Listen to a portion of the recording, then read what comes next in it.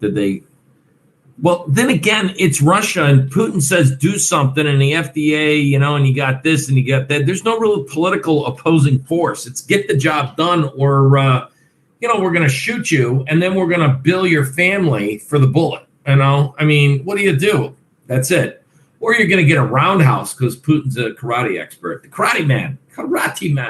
Good morning, everybody. You should have both rooms up.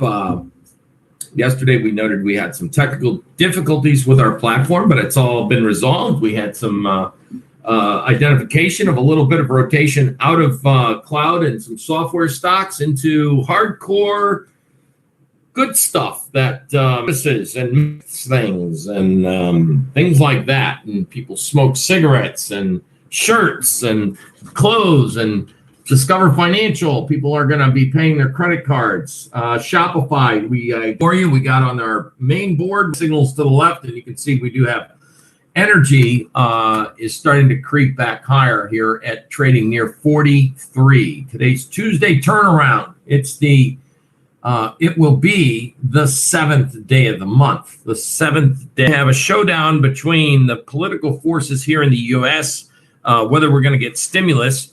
President Trump obviously touting a tax cut. Wow. Wouldn't that be a boost to the economy when people have more money in their pocket? Do people spend more? Meanwhile, you've got the delivery services, UPS, as well as FedEx. Now listen to this theory, gang. You get a rise in the cost of delivering things. Now, an extra $1, by the way, if it's not free, think of the psychological element. I personally, when I've ordered things on Amazon, if it says there's an extra fee to deliver it, no way. It's my delivery point. It's my driving point. That's my point of thing about pushing a button that says buy it or not.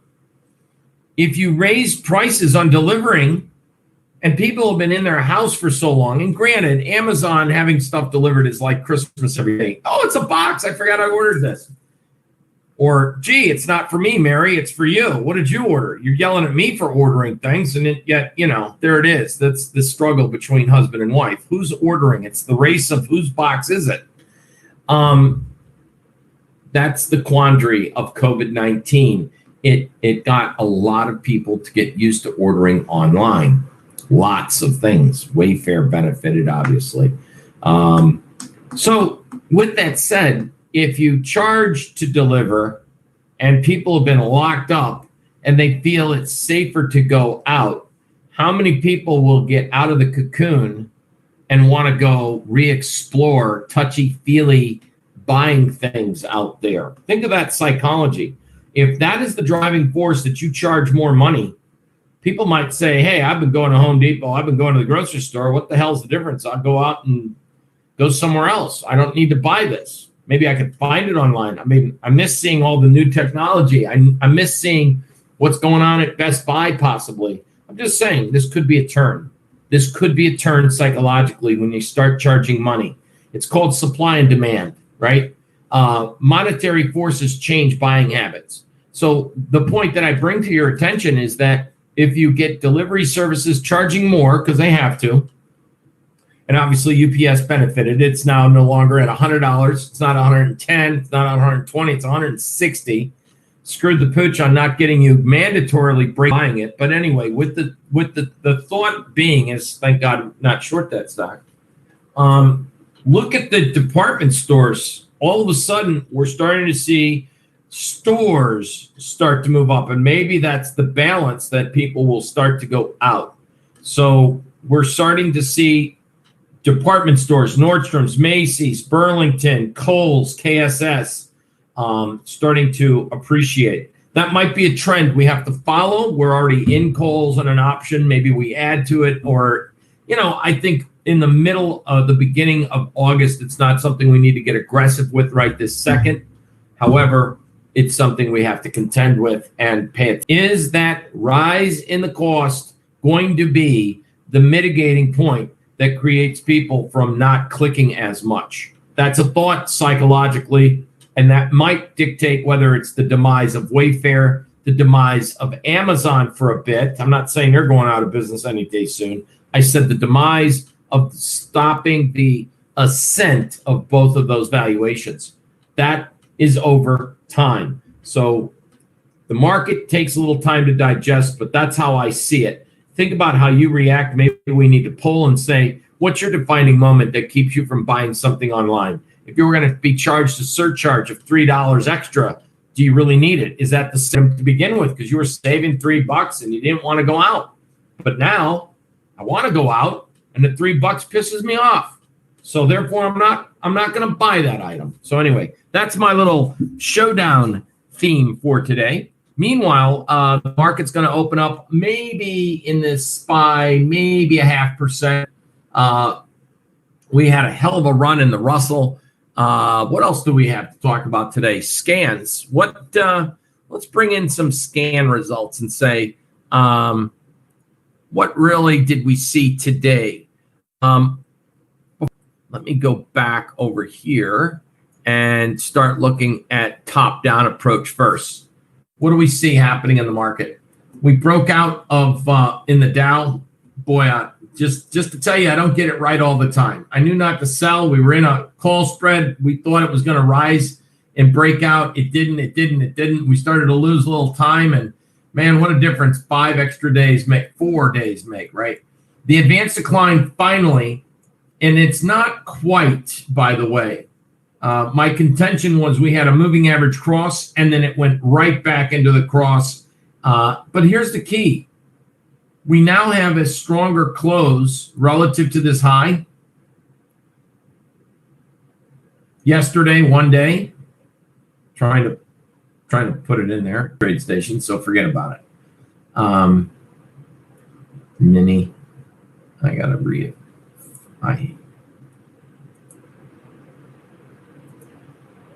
TradeStation is not a drawing educational tool program. It's a trading program.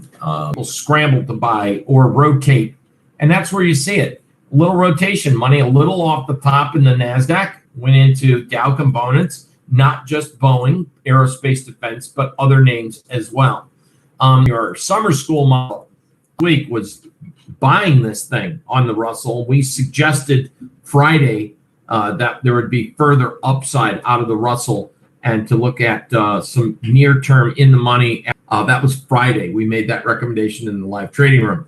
The way the market looks right now is that it's coming to resistance on person's pivots. There might be a little bit left to the trade. The trend is your friend until it ends. The McClellan oscillator was in the other week, as did the advanced decline, showing a potential divergence, and then we broke out.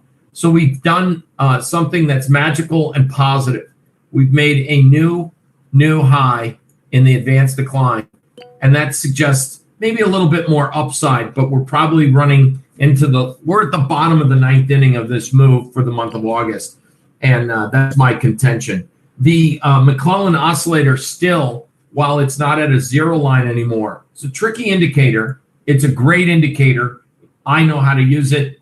And I try to teach you how to learn to use it more efficiently. It's not just about overbought and oversold. It's about zero line rejects. It's also about divergences. Now, a divergence on McClellan oscillator could take a long time, meaning the market could go 6 months and then finally show a divergence that works on a zero line breakdown. So the market is breaking out. It more than likely wants to take out that high, test that high at the very least. There's a little bit left there, another 3 points in the SPY. It'll gingerly get up there. We change this over to a weekly chart somehow.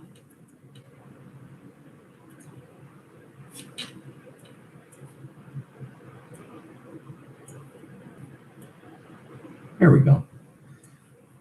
So we have efficiently closed greater than a last conditional change on a weekly basis. We broke out. What makes me think that the market's going to, you look at old highs and you look at not just the highs, but old closes, the high, the open. The average of those two bars is about right there with these 1 red dot pivot, 2 red dot pivot. This pivot right there and you got one over here, and you got one over there. That is an average, a confluence of resistance. So, between 335.5 to 338, or maybe, who knows, 339. We're probably less than 1 or 2%, let's say, from peaking out from a seasonal perspective. And that would be the contention that I'm suggesting. Even the weekly McClellan oscillator is not gaining as much strength as one would like. And I guess the argument is, even with the rotation underway in the market, can the market go up even further without the big guy? The market being the indexes. Can they go up without participation from Apple, Facebook, and Google, et cetera, and Netflix? Can finally transportations take over? Can utilities take over? Can retail stores take over? Can transportation stocks, airlines take over? Not really. So that's why I think you're getting a little rotation. You're seeing some upside. And from then, we'll take a look at what's going on. And my contention is, for the market, for you guys, at least what I see in the marketplace, is that we're positioned for the rotation a little bit, number one. Number two, I'm looking for the market to stall in the heavy, large cap names, mainly Microsoft. So if we go up to some of the tech names, and we go to a Microsoft, which is losing its relative strength. It had begun to lose its relative strength a while back. Yesterday's, I made mention strongly and posted that we went from a very strong trend and we should go into consolidation. I did not thought that there's just a chance we could get one more spike somewhere up around 14 or so, just one more retest of the highs on any positive news. And that's when you want to initiate a credit call spread for the September option expiration. We'll see if we get that rally. If not, then fine, we look for other trades. But that, to me, is a pretty decent idea, that if we're looking for, and we can clearly see on Microsoft where it was on the way up to new stratospheric highs and the relative strength started to weaken, that shows that there's liquidation. And it also, with no volume behind the move in the month of July, the momentum of the volume dissipated and divergence of the volume readings itself. This is, after strong trend, you're going to get a period of consolidation. And then you go, it's either going to reverse the trend or resume the trend. So here's the question. Will it reverse the trend? I don't know that. But what I do know is, if it rallies back, you're starting to see not just, from price being a red candle on a engulfing, the next candle an inverted hammer, followed through from yesterday. And you're starting to see in the indicators, it's weakening, showing distribution. So people are lightening the load up there. That means that it's not ready to get shorted, but it means that they are lightening the load. So that's why it will probably, the ascent is probably more than likely going to stall. And therefore, that's one of your top contenders. If you're looking to take in some premium, a credit call spread here in Microsoft is one of the contentions based on the indicators and the timing and the seasonality. So that's still an interesting concept here. We'll take a look at some other names in the not good. Zoom, by the way, relative strength weakened over time. We've already had a 1, 2, 3, 4, 5. It doesn't seem that way, but we're in a 6 week of a consolidation pattern on Zoom. You would have thought, wasn't it just making a new high the other day, right? Didn't we just, Zoom had this amazing run up and then it just didn't take out the high? It's in a consolidation pattern. Interesting. Oracle, another one that was a widely held and touted on financial media as it was going to break out and keep going up forever. But, I kind of sat back and I didn't really mention much about it because, quite frankly, when a stock rises and it has divergence with no volume, I'm not a big fan. Maybe I'll take a small option just because of what if. I'm not right 100% of the time. But here, for me, Oracle, this does not look like, from a indicator perspective, that it wants to rally, at least not in this time period. Seagate Technology, Google, for example, All of these stocks are starting to weaken. What's improving is a position long-term holding we have with AT&T, which is just doing nothing but just sitting there like money in a bank account accruing a dividend, because midterm, weekly analysis and daily shows that we started to see a rise in that. So the relative, which has earnings, marks the end of the earnings season. After Cisco, you better be very careful what you trust in a market in the month of August going into September. And deal done with Congress and the COVID-19. If Congress, I said, the Democrats finally say, okay, we're going to pass this bill, so it's not an executive order, then everyone goes home, everyone's happy, people got money, time to vacation, sit back, relax, and that means the market's going to be a difficult beast to navigate for the looking at Ikening, it didn't go anywhere, so therefore we bought this way down here, we got out, we already traded it this year and did well. I'm not going to jump in it again right now. Facebook still outperforming. We were in Facebook. We traded efficiently. It had the most bizarre behavior. They cut the president off on advertising with Republican commercials that were deemed to be inappropriate or not true or something of that degree. And you would think that when you cut the president off or the Republican Party or PAC groups or whoever from advertising, that you're going to lose revenue and a company would go down. No, that thing shot up like a rocket. So, but then it failed, and it's right back to 263. So, what investors do is they go, oh, I should have stayed with it. And you know what happens? People stay with it. And then you know what happens when it breaks? They still stay with it. And then when it crashes, they still stay with it. You got to take money. No one can predict and buy the exact low or sell the exact high. But I can tell you, for me, Facebook, I'm glad I'm out. Let me put it to you this way. How it ran up into that market right there probably was a short squeeze on some poor individual on a leftover option expiration. The relative strength starts to weaken. You get a low closed doji. I don't think I'm a big fan of a market that has negative divergence and can't sustain highs. Looking at the PMC indicator, that's not something I want to stick with. That is very untrustworthy. And when I take a look at the volume, it reflects why it's untrustworthy. It's moving around with no volume. So it could do one of these, it could do one of those, it could be right back down, it could fill this gap at 240. And the odds are, under these conditions, Facebook, when you get a daily sell signal, is going to come right back down, my guess, into where its average price is, maybe 210 to right into this line in the sand right here, that pivot moving average, let's call it 212. So, I mean, that when you do get a sell signal under these conditions, that's one that I would be watchful for a short, believe it or not now, and a key reversal headed into the election year. If they're going to start cutting back on advertisement, who knows?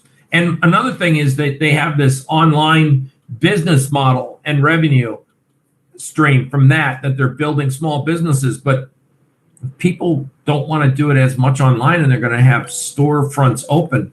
I don't know how this is going to play out. So I'm just thinking what went up might come down, and to a degree.